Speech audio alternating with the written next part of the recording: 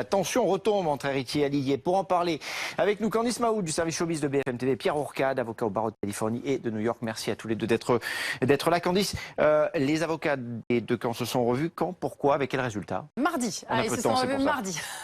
Parce que, il fallait avancer dans les négociations, entrer dans le dur. 40 millions d'euros de patrimoine, 30 millions d'euros de dettes fiscale, ce sont les chiffres que l'on connaît.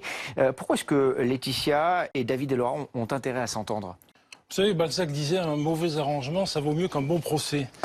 Et en effet, on est en plein dans un procès depuis 2 ans avec un procès très compliqué, en partie en Californie, en partie en France. Ça coûte très cher, ça peut durer jusqu'à 10 ans. Alors évidemment, on le dit depuis le début de cette affaire d'ailleurs, que les parties ont intérêt à s'entendre d'un point de vue juridique, financier, puis familial, j'imagine.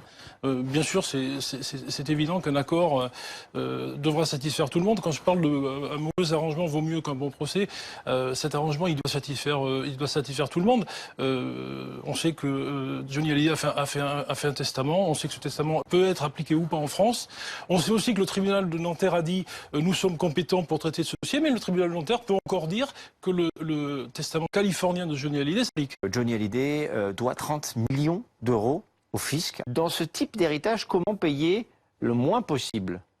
Alors, optimisation fiscale, hein, c'est le terme de l'art, parce qu'en effet, le partage, il y a en effet à se partager des biens dont une partie sont d'ailleurs en Californie, ça complique encore plus le dossier, puisqu'on sait que beaucoup des biens sont déjà dans un trust, ce coffre-fort californien.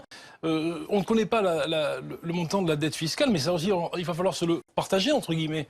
C'est-à-dire que ça va falloir le répartir. Oui, c'est autour de 30 millions d'euros la dette fiscale. Autour de 30 millions. Donc là aussi, à mon avis, les négociations, dont je ne connais pas le contenu, portent sur cet aspect fiscal. Comment est-ce qu'on va répartir la dette fiscale entre les héritiers selon la proportion qu'ils vont hériter? Merci, messieurs, dames, d'être venus sur ce plateau nous expliquer tout cela.